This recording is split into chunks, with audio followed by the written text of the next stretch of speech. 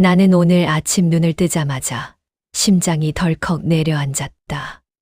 휴대폰에 은행에서 온 대출 승인 알림 문자가 떠 있었다. 내가 신청하지도 않은 대출이었다. 순간 눈앞이 새하얘졌다. 누구지? 내 이름으로, 내 주민번호로. 나는 평생 남편과 함께 악착같이 아껴 모아 집 한 채 마련하고 자식들 다 키워냈다. 대출 같은 건 겁나서라도 가까이 하지 않았다. 그런데 갑자기 수천만 원이 내 이름으로 빌려졌다는 것이다. 얼굴이 화끈거리고 손이 떨렸다. 잘못 온 문자겠지 싶어 은행에 전화를 걸었다. 상담원은 내 주민등록번호와 이름을 확인하더니 분명 내가 신청한 것이 맞다고 했다. 그런데 신청자는 나지만 실제로 서류는 은행 창구에서 접수되었다는 것이다. 내 서명이 들어가 있단다. 나는 귀가 의심스러웠다. 내 서명이라고. 나는 그런 종이에 서명한 적이 없었다. 순간 가슴이 쿵 내려앉았다. 누군가 내 서명을 흉내낸 것이다. 그날 저녁 은행에서 확인해 보니 신청인은 내 며느리였다. 은행 직원도 당황했다. 보통은 가족명의 대출은 철저히 막혀야 한다. 하지만 이번엔 내 며느리가 내 신분증을 들고 와서 내가 몸이 불편해서 대신 처리한다고 했다 한다. 은행 직원은 내가 자주 거래하는 고객이라는 이유로 쉽게 넘어갔다고 했다. 나는 믿을 수 없었다. 우리 집안에 이런 일이 생기다니. 집에 돌아와 며느리에게 조용히 물었다. 내가 내 이름으로 대출을 받았니? 며느리는 눈빛이 순간 흔들리더니 끝내 눈을 피했다. 그리고는 나지막이 말했다. 어머니, 제가 꼭 갚을게요. 잠깐만 도와주시면 안 돼요. 나는 무너지는 심정으로 의자에 털썩 주저앉았다. 아들이 장가간 지 10년, 며느리와 나 사이에 큰 갈등은 없었다. 그저 서로 예의를 지키며 살았다. 그런데 내 등 뒤에서 이런 일을 저질렀다니. 며느리가 말을 이어갔다. 사실은 남편 사업 때문에 돈이 필요했어요. 은행에서 제 이름으로는 한도가 안 나와서 어머니 명의로 잠깐만 쓰려고 했어요. 정말 금방 갚을게요. 나는 그 순간 머리가 멍해졌다. 남편 사업. 그러니까 내 아들이 이런 일에 동조했다는 뜻인가. 눈물이 쏟아졌다. 나는 평생 가족을 위해 살아왔다. 자식이 굶지 않게, 빚지지 않게 사는 게 힘들어도 내 새끼들만큼은 바르게 키워내겠다고 이를 악물고 살았다. 그런데 결국 내 자식이 내 등을 치는구나. 가슴이 답답해 숨조차 쉬기 힘들었다. 은행 문자는 현실이었다. 이미 돈은 나갔다. 그리고 갚을 책임은 내게 있었다. 나는 밤새 잠을 이루지 못했다. 눈을 감으면 은행 창구에서 내 신분증을 내밀던 며느리의 얼굴이 떠올랐다. 대출 문자가 울리던 순간에 그 서늘한 기운이 몸을 짓눌렀다. 다음 날 아침 아들을 불러 앉혔다. 내가 알고 있었니? 내 아내가 내 이름으로 대출을 받은 거. 내 목소리는 떨렸지만 분노가 억눌려 있었다. 아들은 잠시 눈을 피하더니 한숨을 내쉬었다. 엄마, 미안해. 내가 다 갚을게. 사업이 잠깐 어려워서 그랬어. 엄마가 돈이 있는 것도 아니고 그냥 이름만 빌린 거잖아. 금방 정리할 수 있어.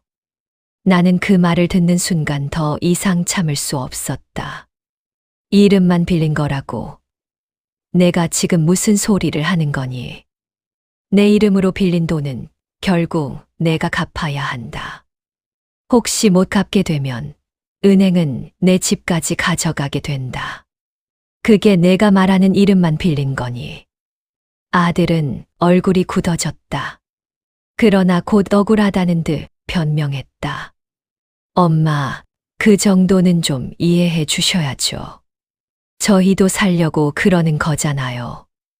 요즘 세상에 사업하는 사람들 다 대출 끼고 버티는 거 몰라요? 조금만 기다리면 다 갚을 수 있어요. 나는 심장이 무너지는 소리를 들었다. 내 아들이, 내가 품고 키운 내 자식이 이렇게 무책임한 말을 하고 있었다. 순간 머릿속에 수많은 장면이 스쳐 지나갔다. 내가 새벽마다 시장에 나가 장사하던 모습. 남편이 허리 휘도록 일하던 공사판. 그 모든 노력이 이 아이를 위해서였다. 그런데 지금 그 아이가 내 노후를 송두리째 위협하고 있었다. 나는 손을 부르르 떨며 말했다. 내가 지금 하는 말이 어떤 건지 알고 있니? 대출금 이자만 해도 매달 100만 원이 넘는다. 내 연금으로는 감당도 못한다. 만약 내가 갚지 못하면 나는 길바닥에 나앉는다. 너는 그걸 알면서도 괜찮다는 거냐? 아들의 얼굴에 순간적인 죄책감이 스쳤다. 그러나 금세 지워졌다. 그는 오히려 나를 바라보며 낮게 중얼거렸다. 엄마가 그렇게까지 심각하게 생각할 필요 없어요.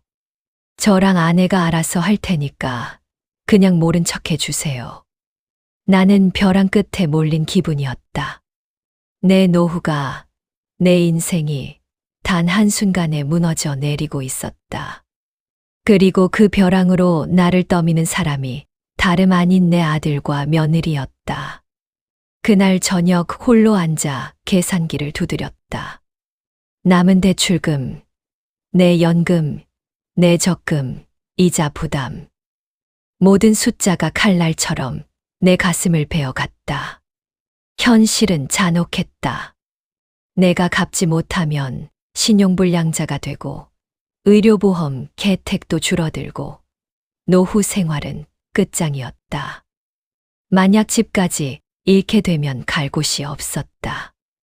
나는 이 사실을 며느리와 아들에게 말해야 했다. 하지만 그들은 나의 절박함을 이해하려 하지 않았다. 내 눈물을 빼앗아가면서도 그저 자기들의 살 길만 찾고 있었다. 그 순간 나는 결심했다. 이 문제를 혼자 끌어안지 않겠다고. 은행에 직접 찾아가 모든 사실을 확인하고 필요하다면 경찰에라도 신고할 것이라고. 내 이름, 내 인생은 내가 지켜야 한다고. 은행에 도착했을 때 내 손은 차갑게 얼어붙어 있었다. 창구에 앉은 직원은 나를 보며 난감한 표정을 지었다. 이미 대출은 실행됐고 계약서에도 내 서명이 버젓이 남아 있었다. 나는 서류를 바라보았다. 그 글씨는 분명 내 필체가 아니었다. 몇 글자는 비슷했지만 오랜 세월 내 손에 베어든 필체와는 달랐다. 하지만 은행은 내 진술만으로는 쉽게 인정하지 않았다. 직원은 조심스럽게 말했다. 고객님, 이 경우는 본인 가족이 직접 와서 대리로 하신 걸로 확인돼서 은행도 조금은 책임이 있지만 법적으로는 고객님 명의가 맞기 때문에 갚아야 하는 건 사실입니다. 순간 머리가 핑 돌았다. 내 잘못이 아닌데도 모든 짐은 결국 내 어깨로 돌아오고 있었다. 나는 떨리는 목소리로 물었다. 그러면 이걸 어떻게 해야 합니까? 나는 그런 동의한 적이 없어요. 내 아들과 며느리가 몰래 한 겁니다. 직원은 잠시 망설이다가 나지막이 말했다. 경찰에 신고하시는 방법밖에 없습니다. 사문서 위조와 명예도용으로 들어갈 수 있습니다. 하지만 가족 문제라 쉽지 않을 거예요. 어르신들이 대부분 신고를 못 하시죠. 가족이라는 말에 가슴이 철렁 내려앉았다. 아들과 며느리를 경찰에 고발한다니. 그건 내 손으로 내 가족을 감옥에 넣는 일이었다. 은행 문을 나서는 순간 세상이 낯설게 보였다. 사람들은 평온하게 걸어가고 있었지만 내 발밑은 깊은 구렁텅이로 꺼져 내려가고 있었다.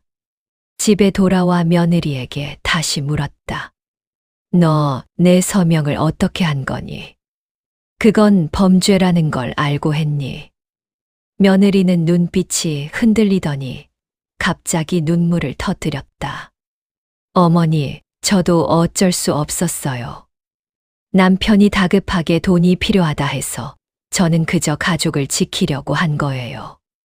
만약 돈을 못 빌렸으면 남편 사업이 무너졌을 거예요. 그러면 우리 가족 다 무너지는 거잖아요.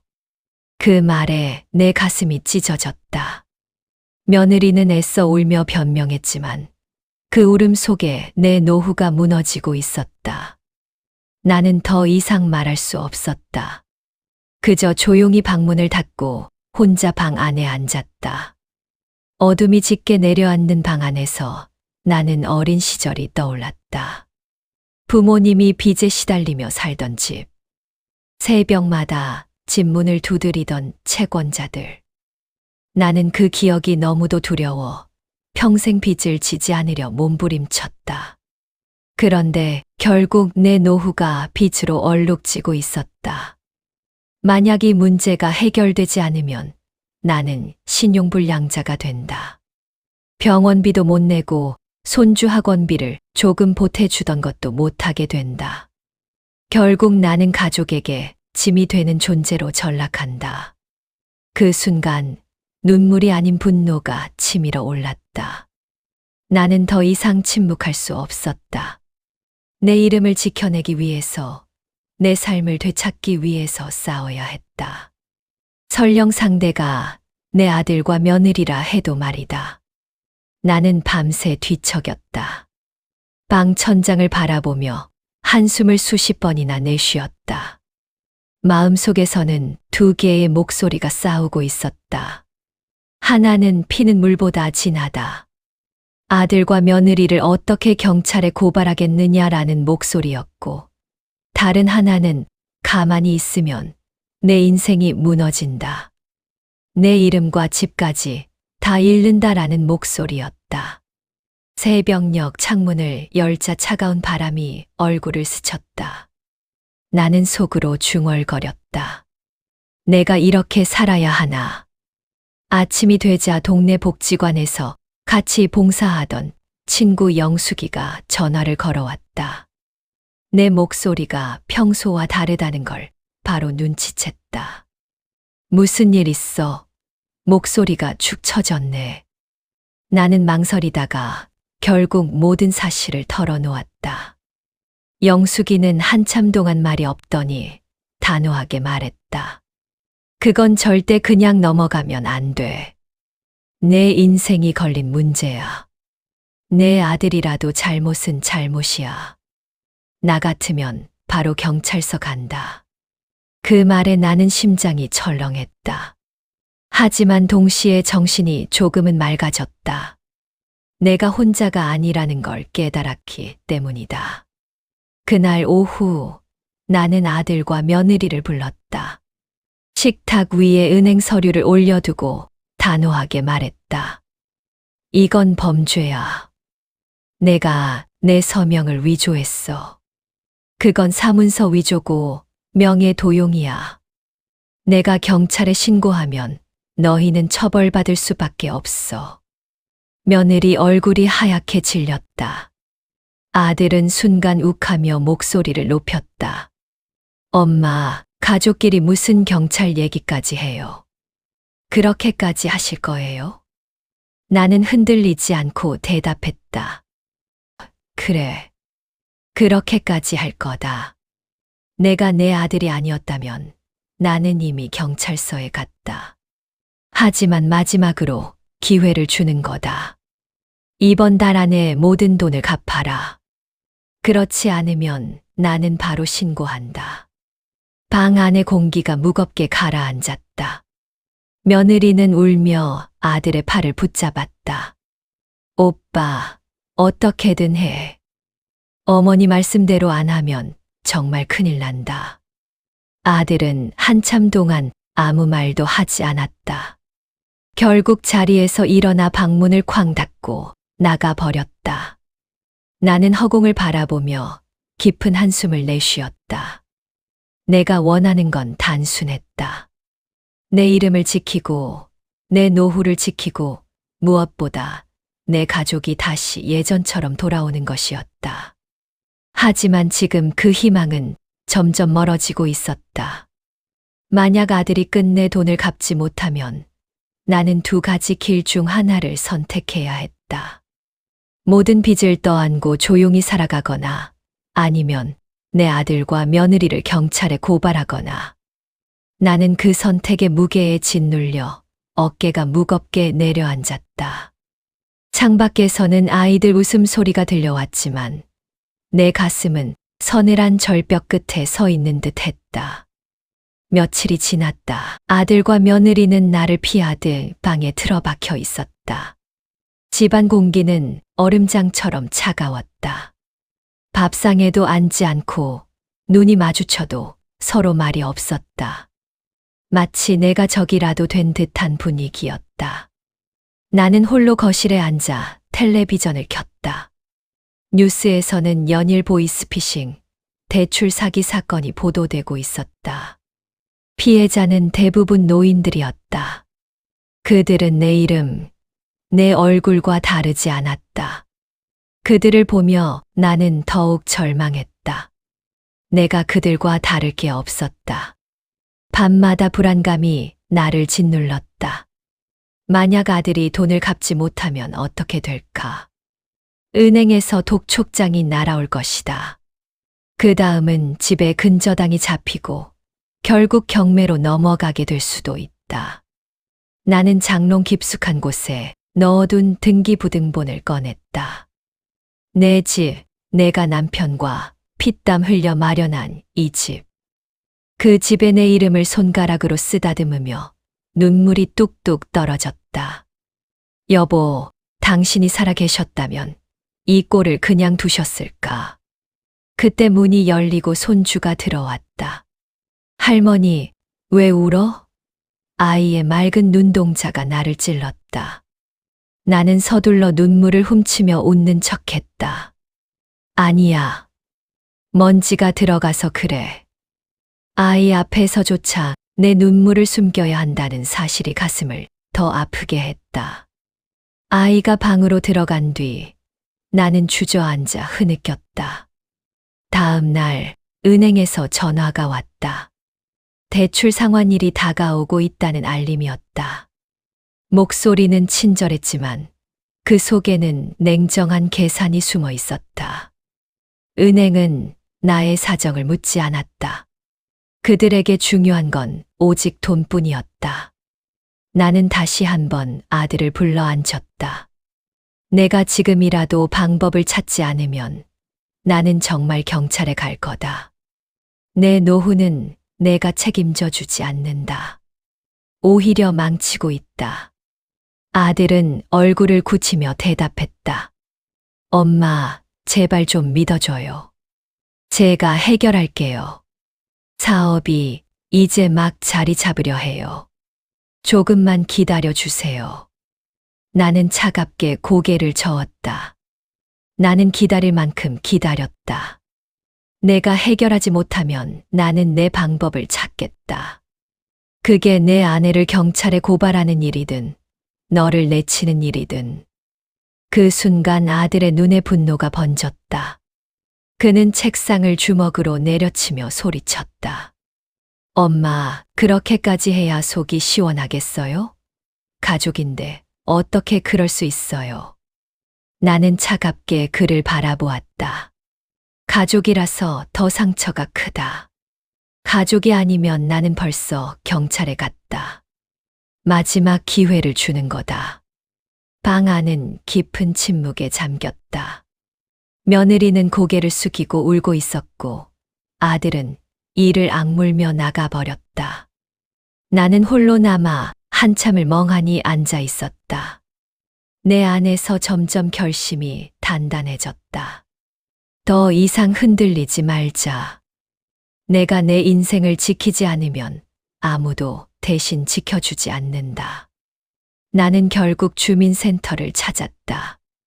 혹시라도 법적인 방법으로 내 명의를 보호할 수 있을까 싶었다. 민원 창구에 앉아 사정을 설명하자 직원은 안타까운 눈빛으로 말했다. 어르신, 가족끼리 일어난 문제라면 더 조심하셔야 해요. 하지만 이미 대출이 실행된 이상 책임은 명의자에게 있습니다. 서류 위조라면 경찰에 고소하셔야 합니다. 나는 순간 머리가 어지러웠다. 결국 선택은 단 하나였다. 신고를 하느냐, 그냥 끌어안느냐.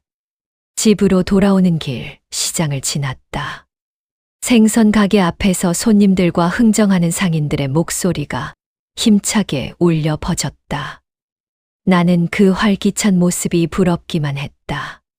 그들에게는 아직 희망이 있는 듯 보였기 때문이다. 집에 도착하니 아들이 들어와 있었다. 며느리와 낮은 목소리로 대화를 나누던 두 사람은 내가 들어서자 곧바로 말을 멈췄다. 나는 그들의 눈빛을 읽을 수 있었다. 죄책감보다는 불만이 가득한 눈빛이었다. 나는 조용히 가방에서 주민센터에서 받은 안내문을 꺼내 식탁 위에 올려두었다. 내가 어떻게 해야 하는지 다 알아왔다. 이번 달 말까지 해결 안 하면 나는 경찰에 간다. 그땐 봐주지 않는다. 며느리 얼굴이 하얗게 질렸다.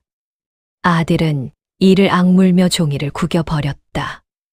엄마, 이게 다 무슨 소용이에요?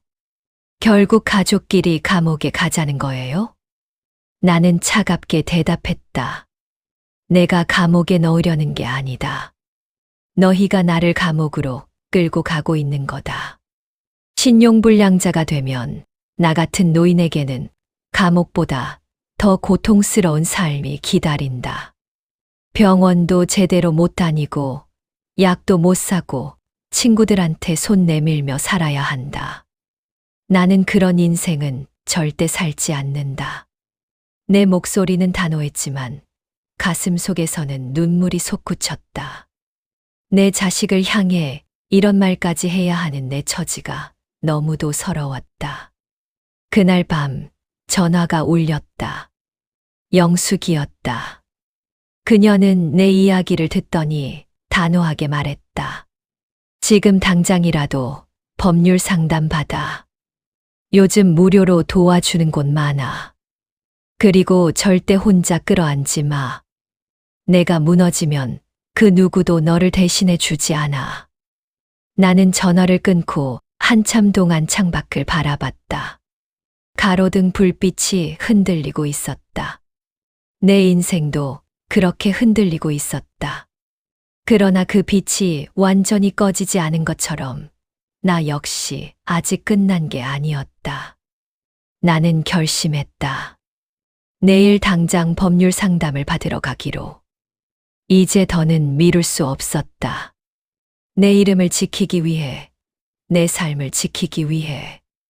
다음 날 아침 나는 법률구조공단을 찾았다. 낯선 사무실 의자에 앉아 내 사정을 이야기하는 동안 목이 메어 몇 번이고 말을 멈추었다.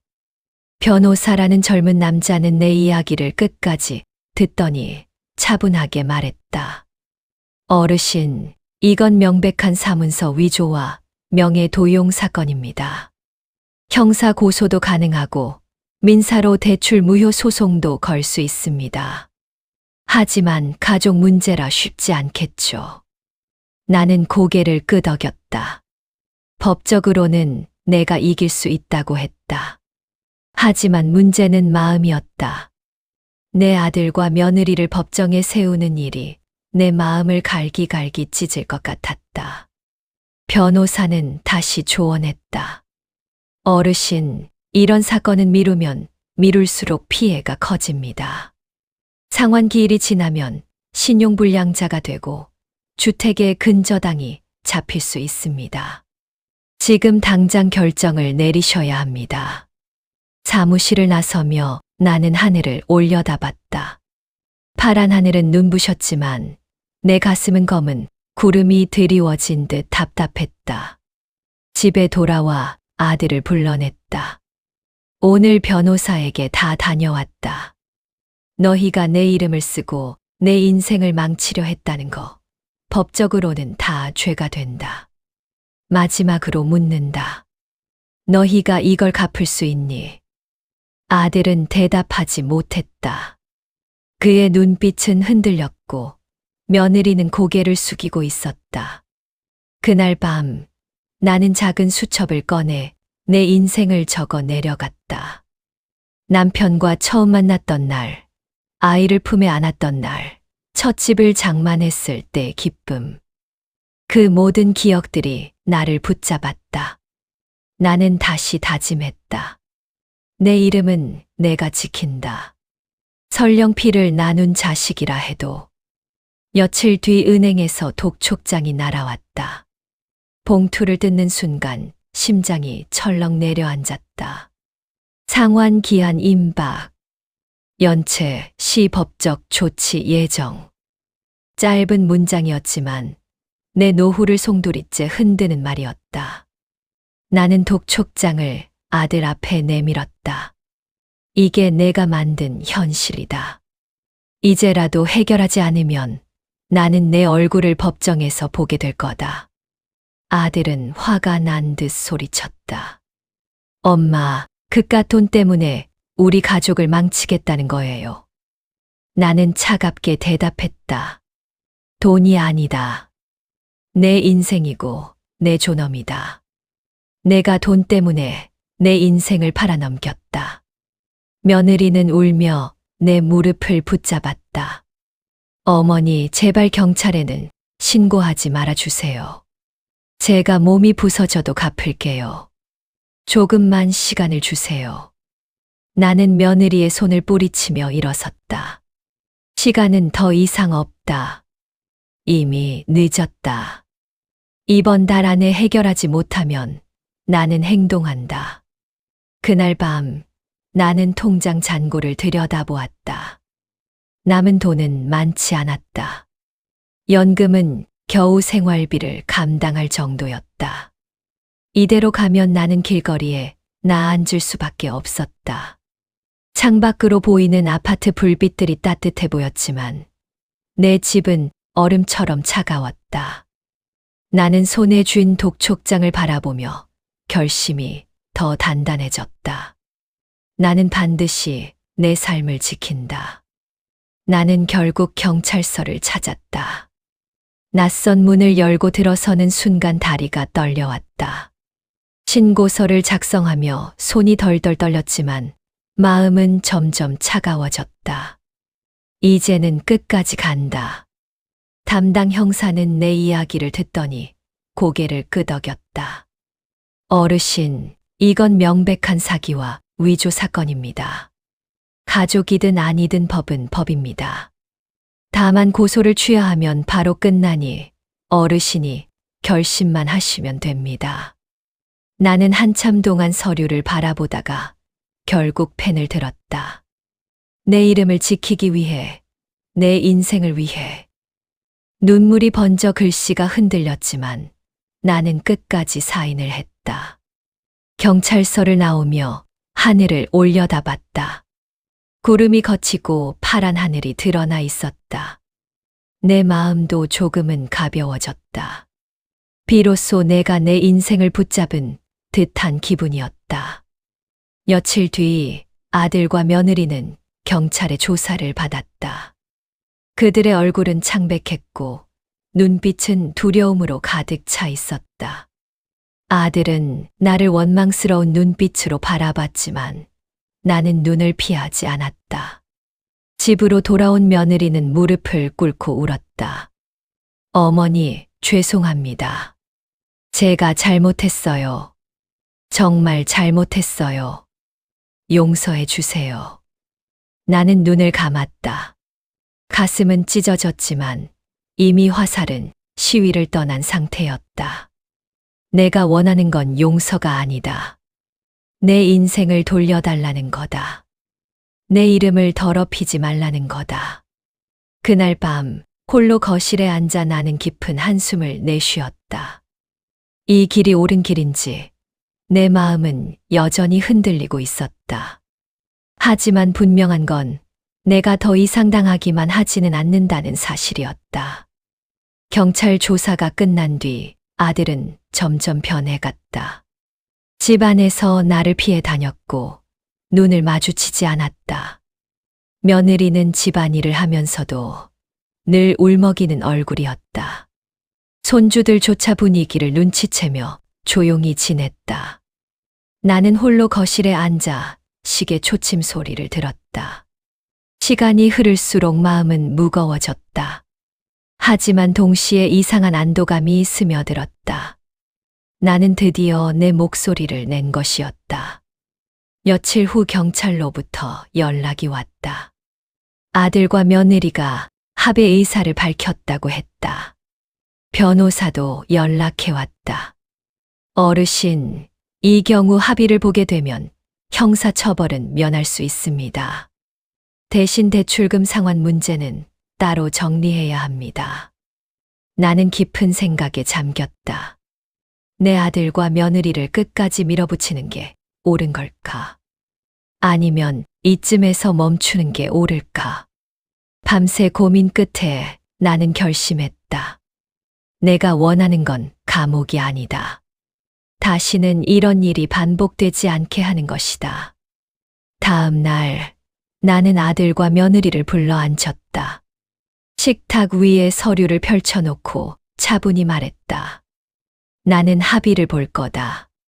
하지만 조건이 있다. 대출금은 전액 너희가 책임지고 갚아라. 내 이름으로는 단 한 푼도 더 쓰지 마라. 그리고 다시는 내 신분증을 건드리지 마라. 아들은 침묵했다. 며느리는 고개를 끄덕이며 울었다. 알겠습니다, 어머니. 정말 다시는 그런 짓 안 하겠습니다. 나는 차갑게 그들을 바라보며 덧붙였다. 만약 약속을 어기면 이번에는 끝까지 간다. 법정에서 얼굴을 보게 될 것이다. 내 말에 아들의 표정이 굳어졌다. 그는 아무 말 없이 자리에서 일어났다. 며느리는 눈물을 훔치며 다시 한번 사과했다. 내 마음은 무거웠다. 하지만 동시에 한 줄기 빛이 보였다. 내가 내 목소리를 낸 덕분에 그들은 두려움을 느꼈고 약속을 하게 되었다. 합의 후에도 내 마음은 쉽게 가라앉지 않았다. 나는 동네 복지관 상담 프로그램을 찾았다. 거기서 비슷한 경험을 한 노인들의 이야기를 들었다.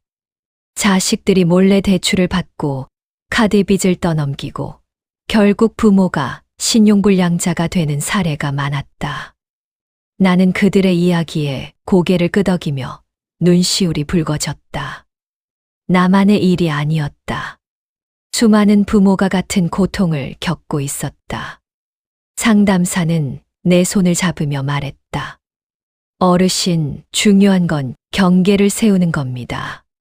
자식이라도 선을 넘어오지 못하게 단호하게 말씀하셔야 합니다. 그래야 다시는 같은 일이 반복되지 않습니다. 그 말이 내 가슴에 깊이 새겨졌다. 나는 다시 한번 다짐했다. 나는 더 이상 희생만 하는 어머니가 아니다. 내 인생을 지킬 권리가 있다. 집으로 돌아오는 길, 나는 오래된 벤치에 앉았다. 바람은 선선했고 가로수 잎이 흔들렸다. 나는 깊은 숨을 내쉬며 마음을 정리했다. 그 순간 지나가던 이웃이 다가왔다. 무슨 일 있으세요? 요즘 얼굴이 안 좋아 보여요. 나는 잠시 망설이다가 사실을 조금 털어놓았다. 이웃은 놀란 표정을 지었다. 어머, 그런 일도 다 있네요. 저는 그래서 제 명의 통장이나 신분증은 절대 가족에게도 안 맡겨요. 세상 무서운 게 돈 문제예요. 그 말에 나는 고개를 끄덕였다. 맞는 말이었다. 결국 내 인생은 내가 지켜야 했다. 누구에게도 쉽게 맡겨서는 안 되는 것이었다. 나는 다시 집으로 걸음을 옮기며 다짐했다. 이제는 더 이상 당하지 않겠다고.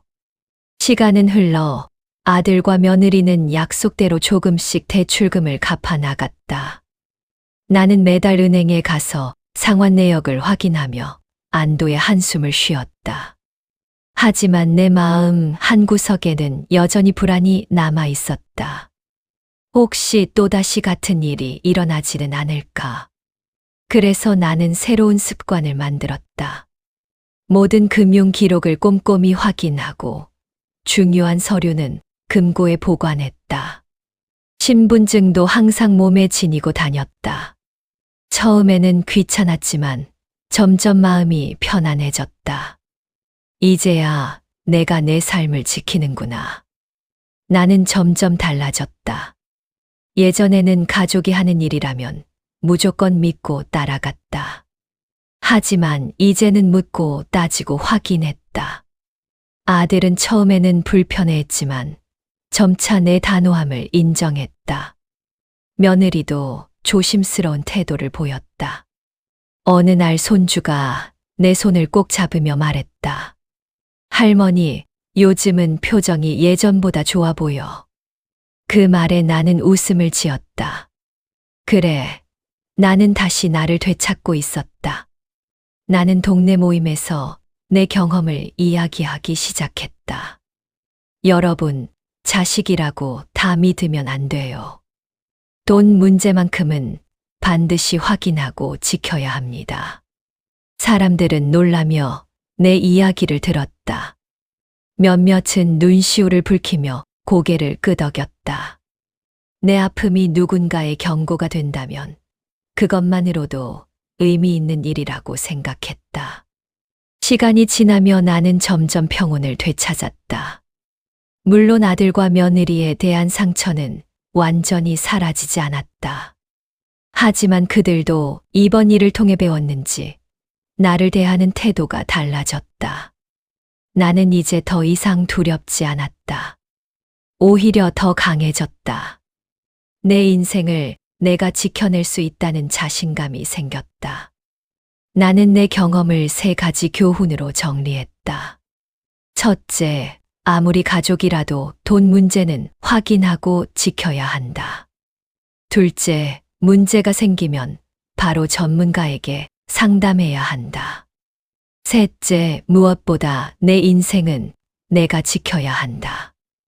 오늘 나는 창밖을 바라보며 속으로 되뇌었다. 나는 이제 두렵지 않다. 나는 내 이름을 지켰고 내 인생을 되찾았다. 내 삶은 여전히 이어지고 있었다. 상처는 남았지만 그 상처 위에 단단한 깨달음이 자리 잡았다.